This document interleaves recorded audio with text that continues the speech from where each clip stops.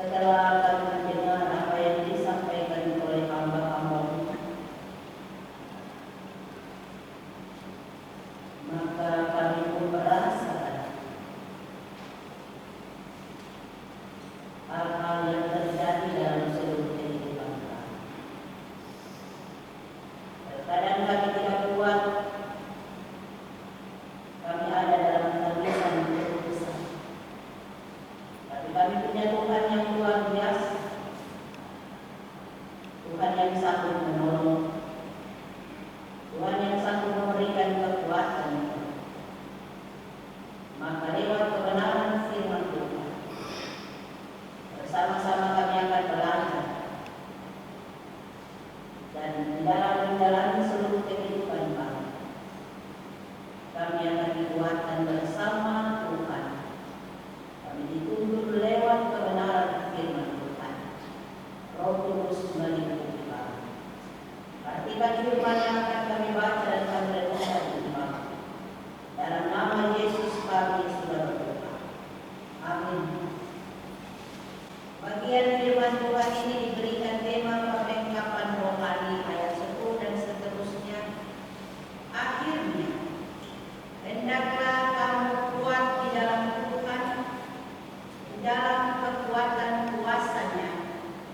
Kenakanlah seluruh perlengkapan senjata Allah, supaya kamu dapat bertahan melawan tipu muslihat iblis.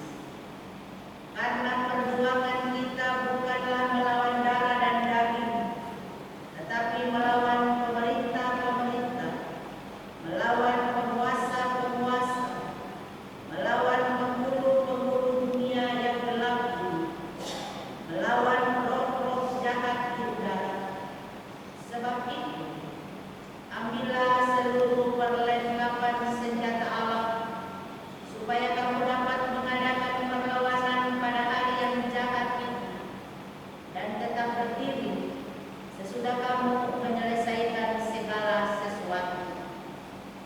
Jadi berdirilah tegap, berikat pinggangkan kebenaran dan berbaju sirahkan keadilan. Kakimu berkasutkan kerelaan untuk memberitakan Injil damai sejahtera.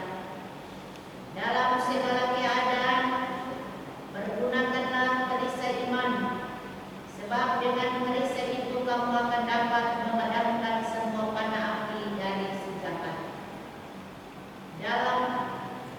Dan terimalah ketopong keselamatan dan pedang roh, yaitu firman Allah. Dalam segala doa dan permohonan, berdoalah setiap waktu di dalam roh, dan berjaga-jagalah di dalam doamu itu dengan permohonan yang tak putus-putusnya untuk segala orang kudus. Juga untuk aku, supaya kepadaku jika aku membuka mulutku, dikaruniakan perkataan yang benar, agar dengan keberanian aku memberitakan rahasia ini, yang kulayani sebagai utusan yang dipenjarakan.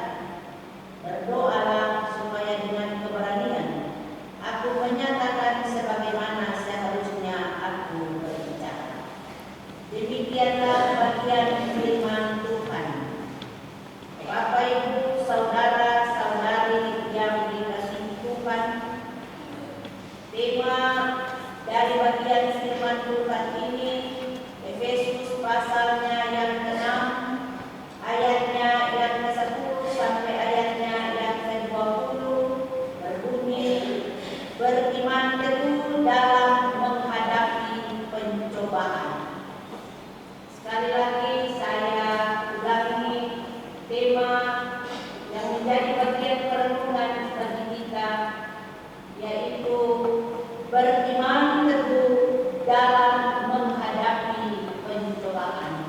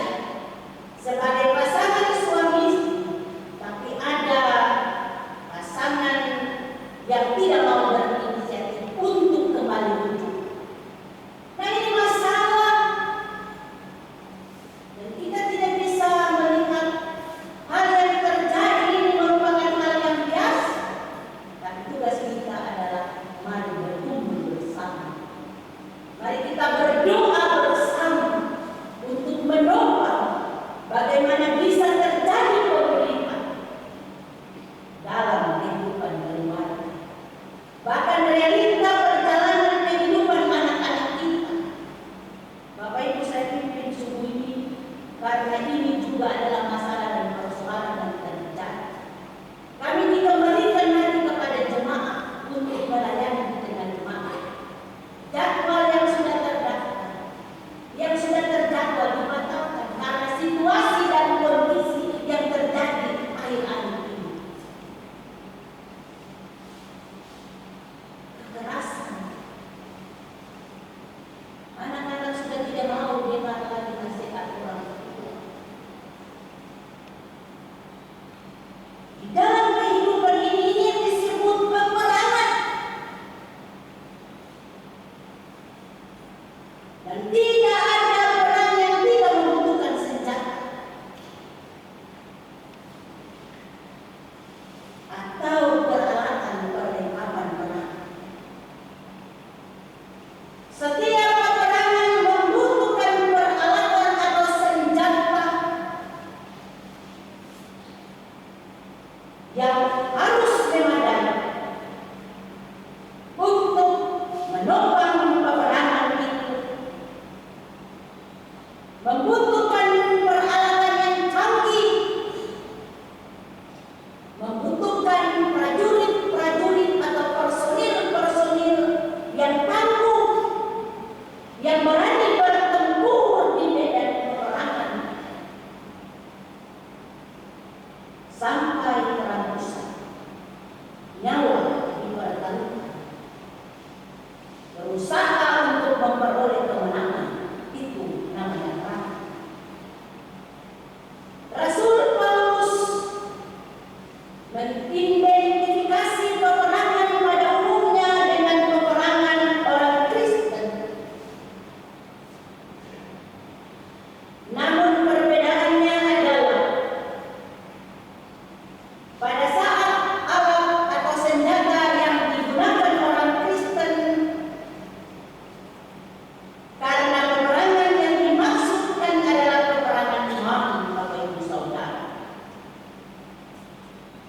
Istimewanya lagi yang menyediakan perlengkapan adalah Tuhan sendiri. Untuk itu Rasul Paulus menantang orang percaya yang ada di Efesus untuk terus memakai perlengkapan senjata Allah dalam peperangan rohani semasa hidup di dunia ini. Bapak Ibu Saudara, dalam bagian bacaan kita Efesus pasal 6 ayat 10 sampai ayatnya yang ke-20 ini, kita akan merenungkan dalam dua bagian untuk kita dapat mengerti bersama. Bagian yang pertama adalah ayatnya yang ke-10 sampai ayatnya yang ke-17. Mari kita melihat bagian bacaan ini dan kita belajar untuk bagaimana mengerti bagian ini. Bagian yang pertama ayatnya yang ke-10 sampai ayatnya yang ke-17 ini, Rasul Paulus dalam mengakhiri suratnya, di mana Rasul Paulus menyatakan bahwa jemaat yang ada di Efesus harus kuat imannya atau beriman teguh kepada Tuhan, terlebih meyakini kekuatan kuasa Tuhan karena pencobaan yang dihadapi sangat berat. Ayat 10 dia berkata, akhirnya hendaklah kamu kuat di dalam Tuhan, di dalam kekuatan kuasa-Nya. Di sini Paulus mau mengingatkan kepada jemaat bahwa jemaat itu harus seperti seorang prajurit Romawi. Pada waktu itu dia harus mempersiapkan senjata dalam menghadapi musuh.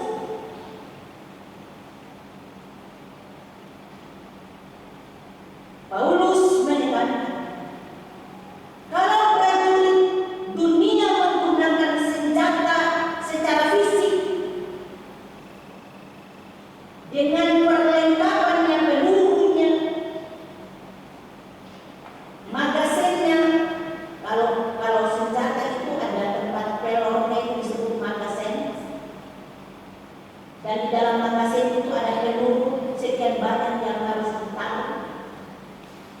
Sehingga pada saat musuh datang menyerang, bidik tepat pada sasaran, dan dipastikan setiap teror atau setiap peluru yang keluar dari laras itu harus tepat pada sasaran.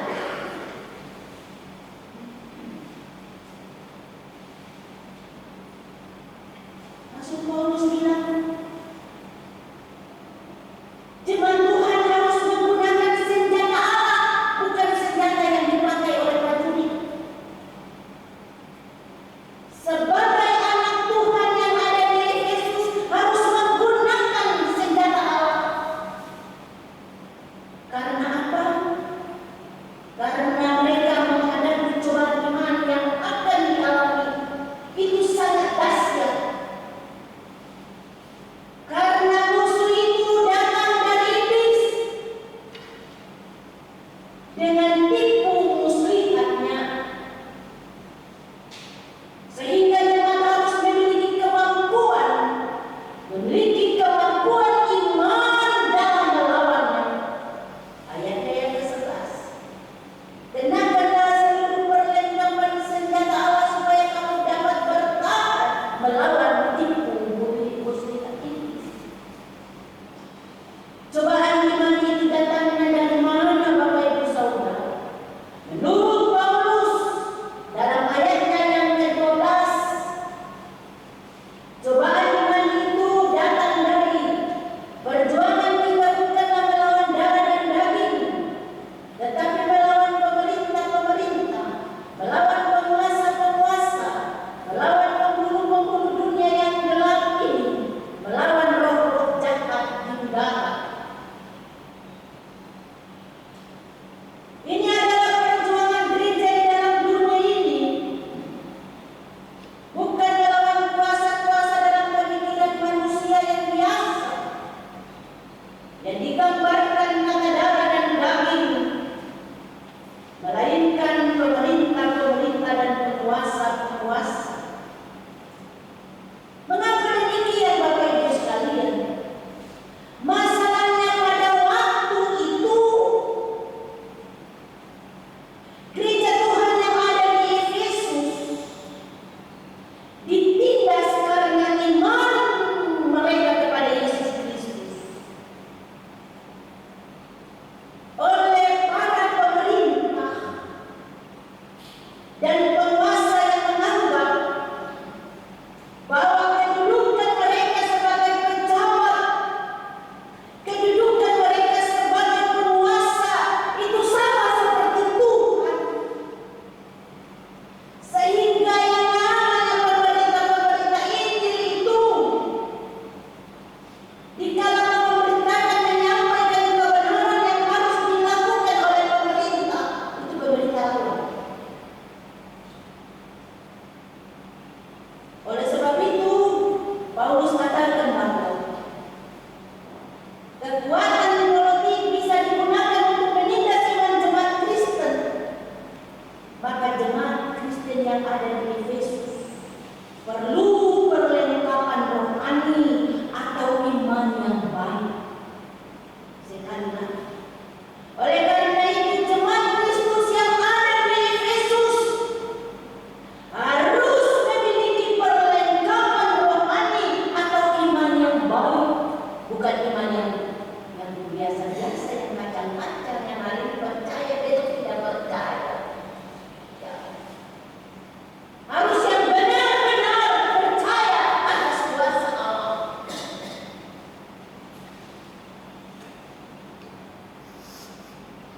Bukan hanya secara politik akan ditindas, tapi ada juga kuasa-kuasa kegelapan dari iblis yang juga harus dilawan. Ini ditandai dengan kalimat penghulu-penghulu dunia yang gelap dan roh-roh jahat di udara.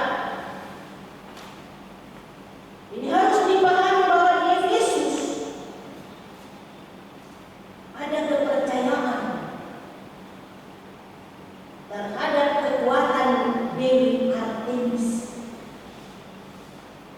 ada satu dewi yang menjadi ikon bagi orang Efesus.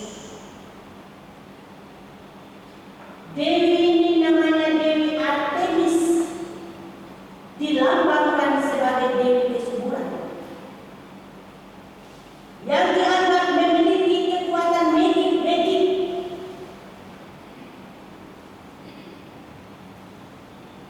Maka orang Kristen harus memiliki iman yang teguh dan mampu untuk melawan kuasa kegelapan, dan tidak boleh kalah atau bahkan tunduk kepada kuasa tersebut. Maka Paulus memberikan catatan penting Bapak Ibu Saudara, bagaimana orang percaya mempersiapkan diri untuk menghadapi pencobaan ini. Dalam ayatnya yang ke-13 berkata, sebab itu ambillah seluruh perlengkapan senjata Allah, supaya kamu dapat mengadakan perlawanan pada hari yang jahat itu, dan tetap berdiri sesudah kamu menyelesaikan segala sesuatu. Dalam ayat 13 ini Paulus mengatakan bahwa perlunya orang percaya memperlengkapi diri dengan senjata Allah. Orang percaya harus siap sedia menghadapi pencobaan dan melawan serta berdiri teguh. Paulus katakan bahwa sama seperti seorang prajurit mengikat, mengenakan ikat pinggang pada waktu ia berperang, maka orang percaya itu ikat pinggangnya adalah kebenaran. Kalau pemerintah dan penguasa dunia tidak benar, maka orang percaya itu harus berdiri di atas nilai kebenaran yang berasal dari Tuhan. Itu berarti tidak boleh kompromi dengan ketidakbenaran. Kalau pemerintah berjalan tidak benar, anak-anak Tuhan yang ada di dalam pemerintahan itu yang dipakai harus mengatakan kebenaran, supaya negara yang adalah wakil Allah benar-benar menjadi kemuliaan bagi nama Allah. Bagi ada apa bagi? Jadi tidak gampang kita ada dalam posisi-posisi yang menempatkan Tuhan. Di mana saja kita ada, kita adalah prajurit-prajurit Allah. Kita adalah wakil-wakil Allah yang harus menyatakan kebenaran apabila diberlakukan ketidakbenaran. Kita harus punya mata iman dan memiliki hikmat dari Allah supaya bisa melihat dengan kacamata Allah. Jangan kita masuk dalam ranah itu, jangan kita masuk dalam lingkungan itu, tapi kita harus memberikan warna, lilin, terang, cahaya. Bapak Ibu yang dikasihi dan Tuhan Yesus Kristus, sekali lagi kita tidak boleh kompromi dengan ketidakbenaran. Kalau prajurit gunakan baju siara atau baju perang, maka baju orang percaya adalah keadilan. Kalau kita melihat ada ketidakadilan, maka kita harus menyerukan keadilan. Kita harus berani menyatakan keadilan ini. Tidak ada kompromi. Kaki atau fondasi iman orang percaya adalah kerelaan untuk berjalan memberitakan Injil damai sejahtera.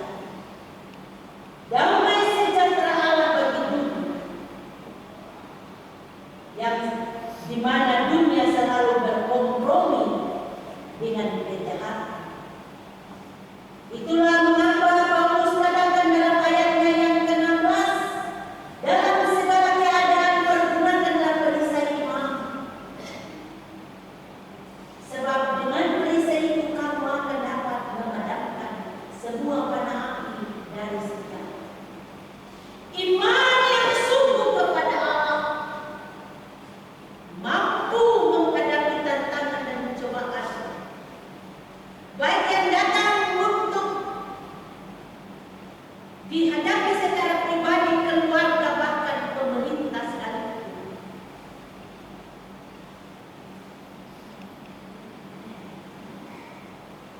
Sehingga kita dapat mengalahkan kuasa setan, kuasa iblis.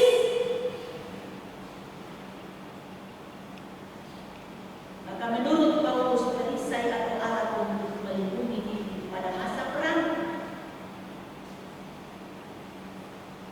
dari serangan musuh yang adalah iblis ialah satu, hanya iman kepada Allah.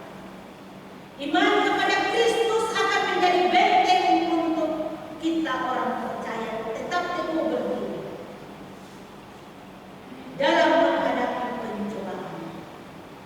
Sehingga Paulus menggunakan bahasa kiasan dengan panah api dari senjata. Hal ini atau hal lain yang penting bagi Paulus dalam ayatnya yang ke-17. Dan terimalah ketopong keselamatan dan pedang roh, yaitu firman Allah. Lewat iman yang kita miliki, maka berdirilah teguh di atas kebenaran firman Allah. Firman Allah menjadi dasar bagi orang percaya untuk tetap berdiri, beriman menghadapi pencobaan.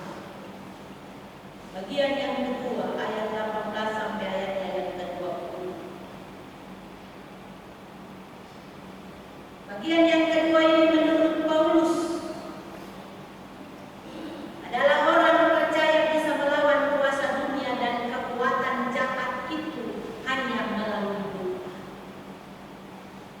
Setelah kita memiliki perlengkapan senjata Allah, dilandasi dengan kebenaran firman Allah, maka kita diminta untuk tetap berdoa supaya apa yang kita miliki itu benar-benar matang, fondasinya kuat. Berdoa seperti apa?